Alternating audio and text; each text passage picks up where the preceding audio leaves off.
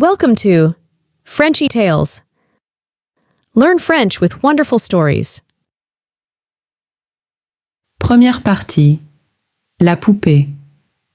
Je me suis souvenu de la description que Jim avait faite de la femme qui avait fabriqué la poupée. Comment une femme comme celle-là pouvait-elle créer quelque chose d'aussi beau? Je m'appelle Stephen Amoni et je suis médecin. Je vis et travaille à Londres, dans une maison au bord de la Tamise. Cette histoire, étrange mais vraie, a commencé à cause d'une poupée. Cela a commencé un jour d'octobre, il y a 3 ans. Je m'en souviens clairement. Le soleil du petit matin brillait sur la rivière lorsque j'ai quitté ma maison.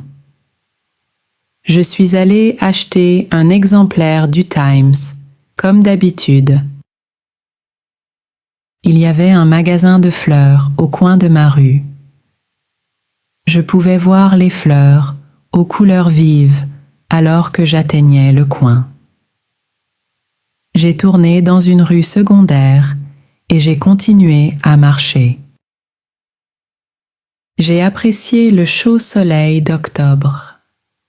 Après quelques minutes, je suis arrivée au magasin de journaux. Soudain, je me suis souvenu que c'était l'anniversaire de ma nièce la semaine suivante. Je me suis arrêtée et j'ai regardé dans la vitrine. Il y avait des jeux et des jouets, du papier et des stylos, des livres et des friandises. La plupart étaient dans la vitrine depuis des années, pensais-je. J'ai presque décidé qu'il n'y avait rien pour ma nièce.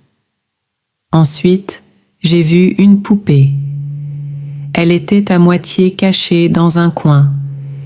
Fabriquée en tissu, elle avait un visage peint. Le visage était spécial, charmant, doux, mais avec des yeux tristes. Je me sentais désolée pour elle assise à cette fenêtre bondée. Cela semble étrange, mais j'ai décidé d'entrer et de la regarder de plus près. Le magasin appartenait à un homme nommé Jim Carter.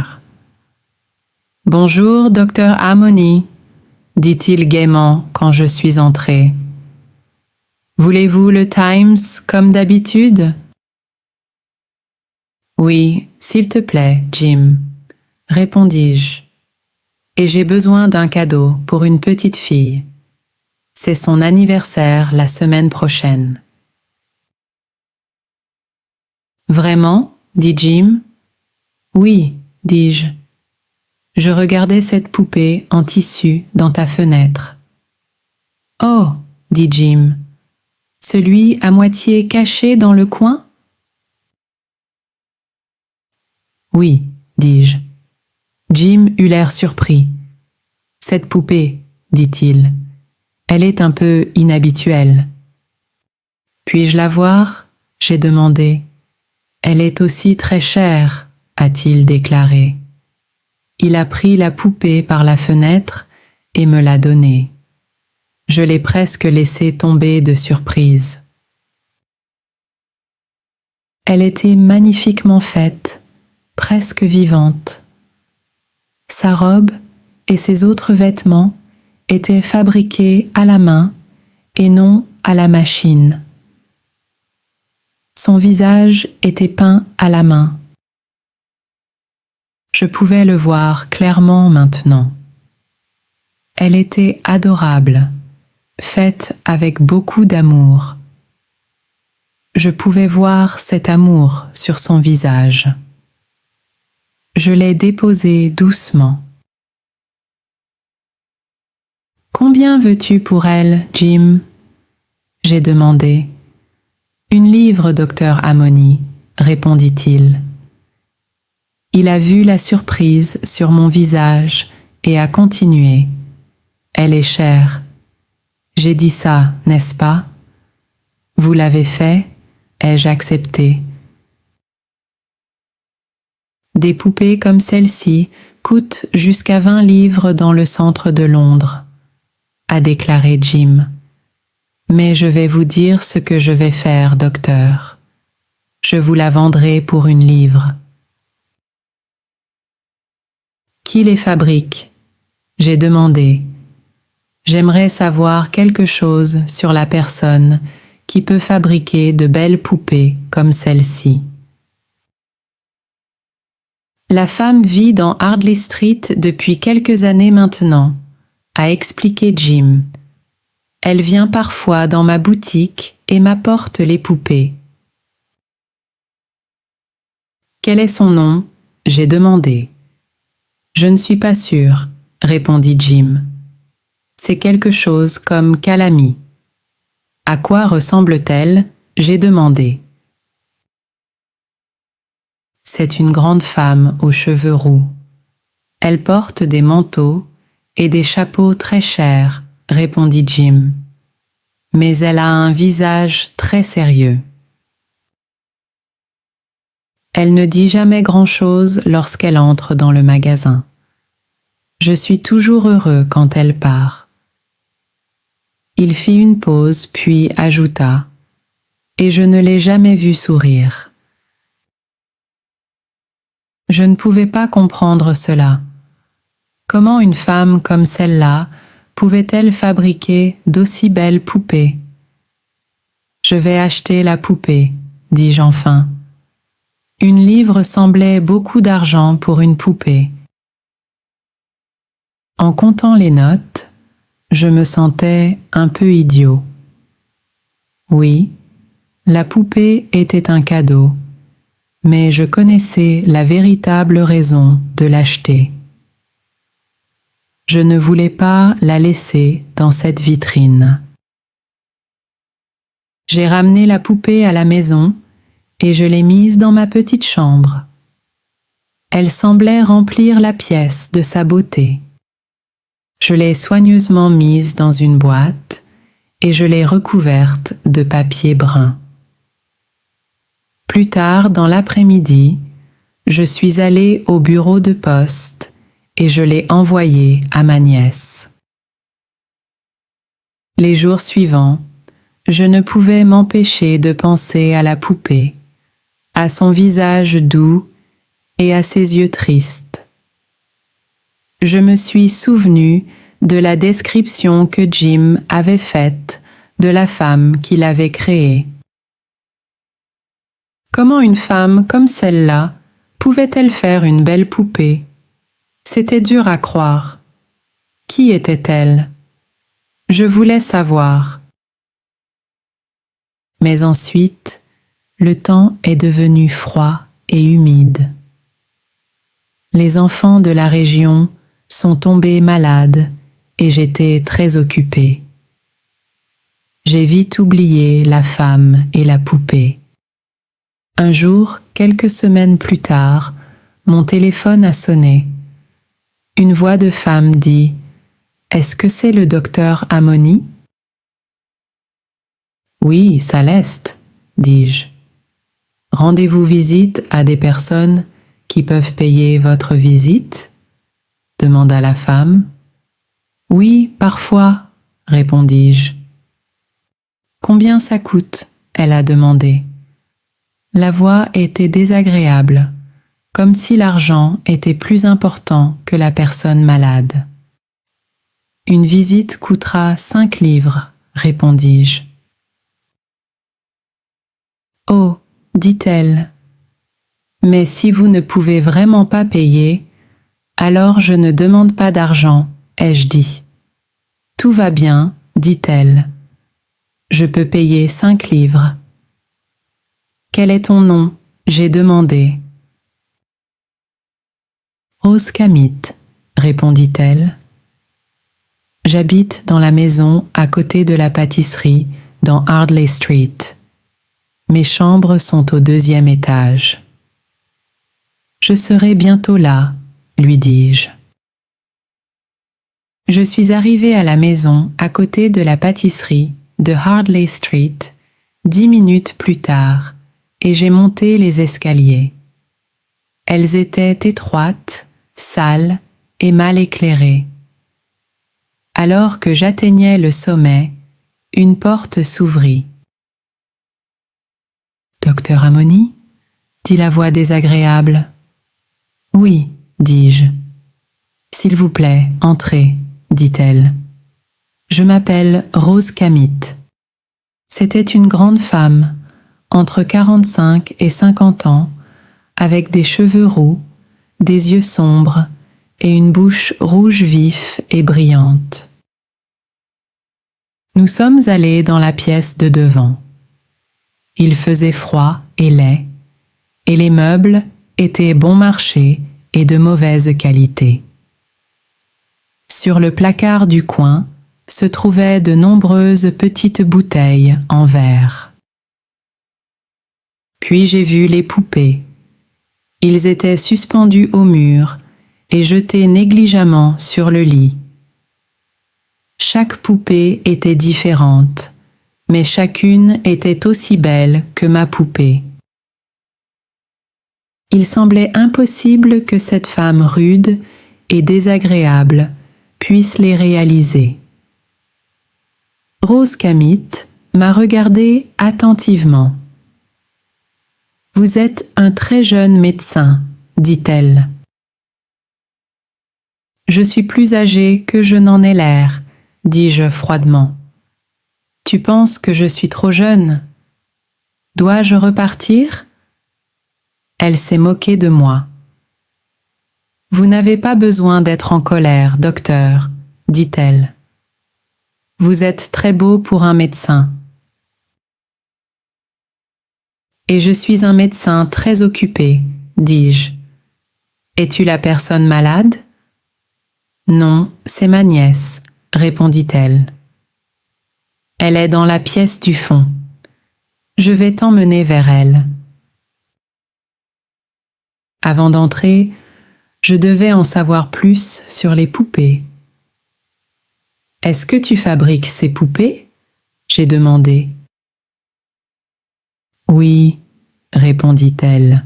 « Pourquoi ? » Je me sentais très triste.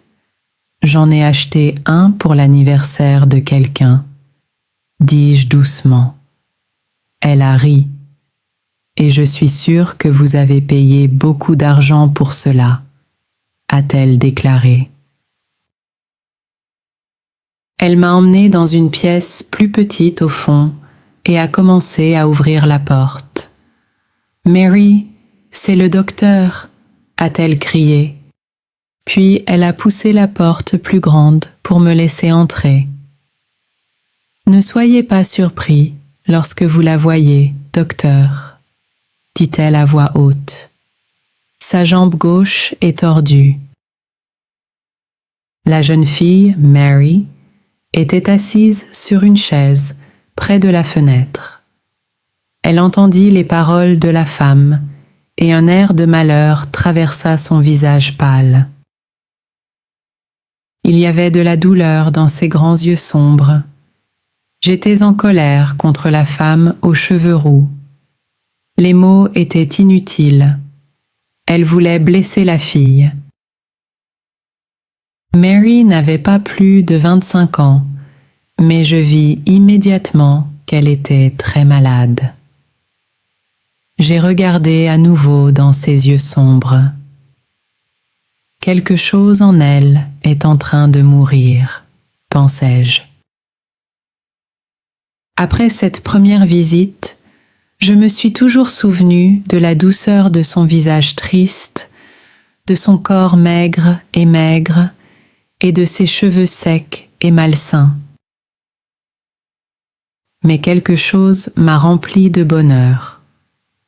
Autour d'elle se trouvaient 3 petites tables avec tout le nécessaire pour fabriquer les poupées. Des peintures aux couleurs vives et des morceaux de tissu de différentes couleurs et formes. J'ai vite compris que sa jambe tordue n'était pas la cause de sa maladie. J'ai remarqué la façon dont elle était assise. Si j'avais raison, je pourrais redresser cette jambe. J'étais presque sûre d'avoir raison. « Pouvez-vous marcher, Mary ?» ai-je demandé après une minute. Elle m'a regardé, puis a détourné le regard. « Oui, » répondit-elle doucement. « S'il te plaît, marche vers moi, » dis-je doucement. « Oh non, » dit-elle. « Ne me demande pas ça. » Je ne voulais pas qu'elle souffre, mais je devais être sûre d'avoir raison. « Je suis désolée, Mary, » dis-je. « S'il vous plaît, essayez de marcher, c'est important. » Elle se leva prudemment de sa chaise et se dirigea lentement vers moi. J'ai regardé attentivement sa jambe gauche. Oui, j'avais raison. « C'est bien, » dis-je. Je lui ai souri. Je voulais lui montrer que j'étais content. J'ai tendu les mains pour l'aider. Elle leva de nouveau les yeux. J'ai vu la douleur et le désespoir sur son visage. Elle semblait m'appeler silencieusement à l'aide. Elle leva ses mains vers les miennes, puis les laissa retomber sur ses côtés. « Depuis combien de temps es-tu comme ça, Mary ?» j'ai demandé. Rose Camit répondit à sa place. « Oh, Mary a cette jambe tordue depuis près de 10 ans maintenant, » dit-elle. « Mais je t'ai demandé de venir pour une autre raison. Elle est malade. » Deuxième partie. Sans Mary et les poupées, l'argent s'arrêterait. Mais qu'est-ce qui rendait Mary malade? Je ne le savais toujours pas. Lors de mes prochaines visites, j'en ai appris davantage sur Mary. Elle s'appelait Mary Nolan. Quand elle avait 15 ans, elle a eu un grave accident de voiture. Ses parents sont morts et Mary a été grièvement blessée. L'accident lui a causé une jambe tordue.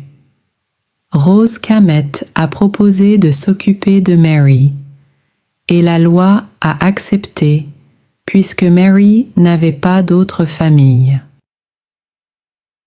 Rose pensait que le père de Mary était riche, mais ce n'était pas le cas. Quand Rose l'a découvert, elle s'est montrée méchante avec Mary et l'a rendue malheureuse. Elle rappelait toujours à Mary sa jambe, lui disant qu'aucun homme ne l'aimerait, ne l'épouserait ou n'aurait d'enfant avec elle. Au fil des années, Mary a commencé à croire sa tante.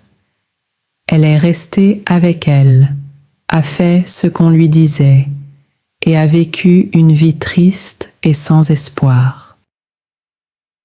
Puis Mary a commencé à fabriquer des poupées. Rose voyait à quel point ils étaient beaux et savait qu'elle pourrait les vendre pour beaucoup d'argent. Elle faisait travailler Mary dessus tous les jours, du matin au soir.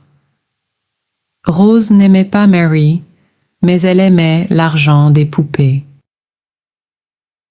Maintenant, Mary était malade et Rose pensait « Sans Mary et les poupées, l'argent finirait par disparaître. » Mais qu'est-ce qui rendait Mary malade? Je ne le savais toujours pas. Mary avait peur de sa tante, mais ce n'était pas seulement ça. Et je ne pouvais pas demander à Mary parce que Rose était toujours avec nous. Mary avait du mal à me parler avec Rose dans la pièce. Je n'ai pas dit à Mary que je pouvais réparer sa jambe. Il était plus important de découvrir pourquoi elle ne voulait pas vivre. Je lui ai dit d'arrêter de fabriquer des poupées et je lui ai apporté des livres et des chocolats. Pendant 10 jours, elle a semblé aller mieux. Lors de ma prochaine visite, elle m'a souri pour la première fois. « C'est mieux, dis-je, heureux de la voir sourire. Vous devez laisser les poupées seules pendant encore 10 jours. Reposez-vous, dormez et lisez. » Mais Rose avait l'air malheureuse. Quand j'ai rappelé, elle m'a rencontrée dans sa chambre. « Vous n'avez plus besoin de venir, docteur Amoni, » dit-elle froidement. « Mais Mary doit... » commençai-je. « Mary va beaucoup mieux maintenant, » dit-elle rapidement. « Au revoir, docteur. » J'ai vu une boîte dans un coin avec 3 nouvelles poupées dessus. Leurs visages étaient magnifiques, mais ils avaient l'air de mourir. J'avais peur pour Mary. Rose montait, je le savais. Je voulais la dépasser et voir Mary, mais les médecins doivent partir quand on le leur demande. J'ai deviné que Rose avait appelé un autre médecin, alors je suis partie tristement. Mais je ne pouvais pas oublier Mary, et je m'inquiétais pour elle. Bientôt, je suis tombée malade. Au début, ce n'était pas grand-chose, mais ça a empiré. Un ami médecin m'a examinée. «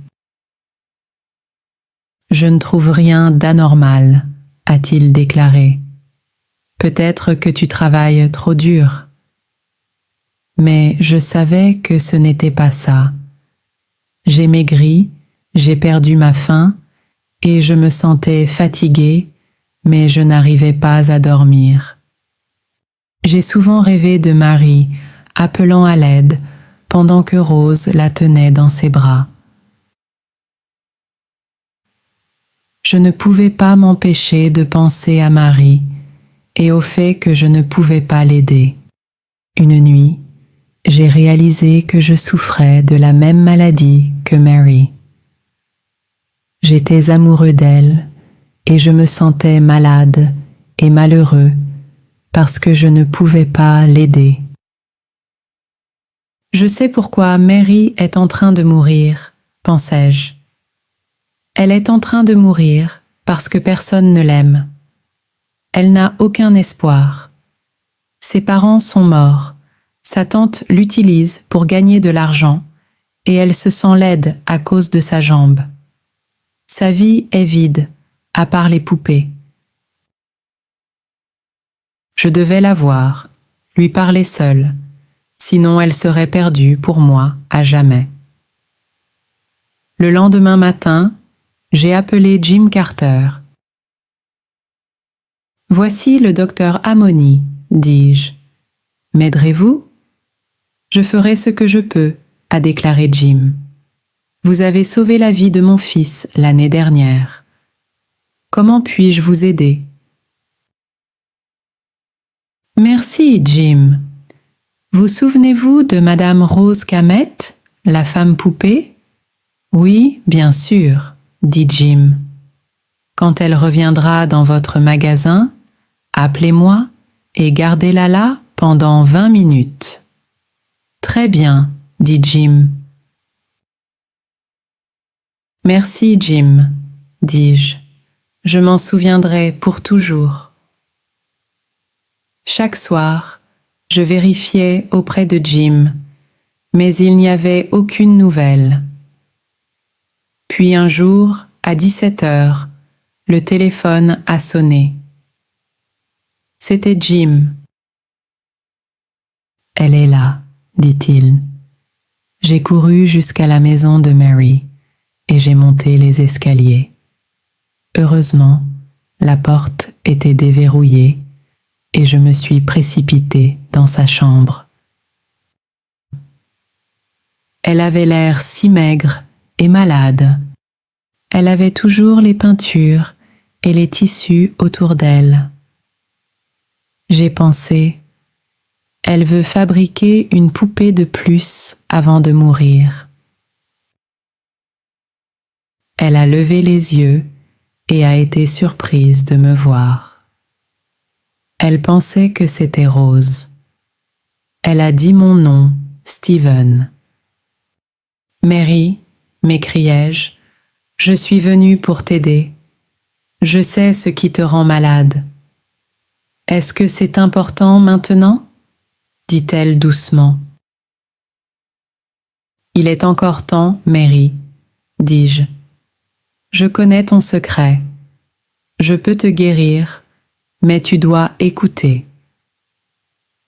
Elle ferma les yeux. Non, ne dis rien. S'il te plaît, laisse-moi. Je ne veux pas savoir. La fin est proche.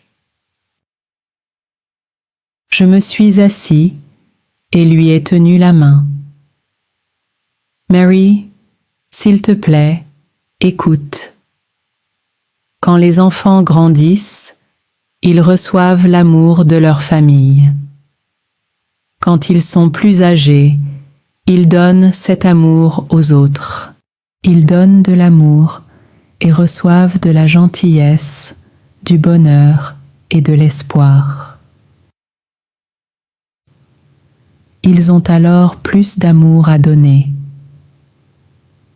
Mais vous avez donné votre amour et vous n'avez rien reçu. Maintenant, tu n'as plus d'amour à donner. Je n'étais pas sûre qu'elle m'entendait, mais j'ai continué à parler. Votre tante vous a enlevé tout espoir d'amour et de bonheur.